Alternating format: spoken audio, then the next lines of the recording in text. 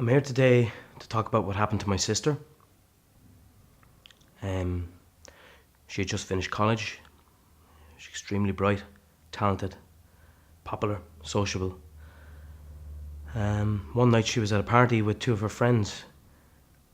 According to Gardaí, she left the party around 2:30 to drop her two friends home. They say at about 2:45, her car hit a lamppost, turned over mid-air and crashed. The engine caught fire. Her legs were trapped under the dashboard.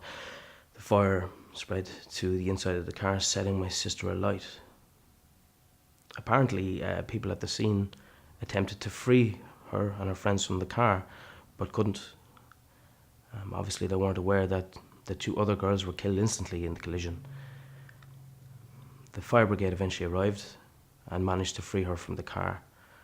The ambulance took her to the hospital. By the time she got there, she was barely alive. That was 3 years ago. She lost her hair, her nose in the crash. She had fingers amputated on both hands. To date, she's had 60 operations, the most recent of which she had her eyelid removed and had an operation on a cornea and now has partial sight. People say she's lucky to be alive, but my sister and I beg to differ. She doesn't really have much of a semblance of life. That's not her life. Needing 24-hour care all the time, completely dependent on someone. Initially, I temporarily volunteered to take care of her, but I felt I couldn't leave her. I wanted to do it full time. I don't mind looking after my sister. I actually feel duty bound to look after her. It's not much of a sacrifice. I don't mind giving up my time. She's the sacrifice. She's the one that's been through the mill, not me. She's been through a lot more than I have. Authorities say the ecstasy in her system was the reason for what happened. I beg to differ. Could have been one of many reasons.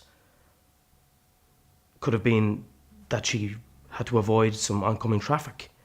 There was a lot of people out in town. Could have been that she had to avoid a person. Could have been she had to avoid an animal crossing. Anything. We don't know. We weren't there. We'll never know what happened. Actually makes me really angry when people say that, blame her, that it's her fault. They don't know. Of course, they don't have the evidence. They don't have the facts. How do they know? How dare they say that? They don't know the facts. But the facts are this. That night, 2 girls lost their lives. And my sister now requires 24-hour care for the rest of her life.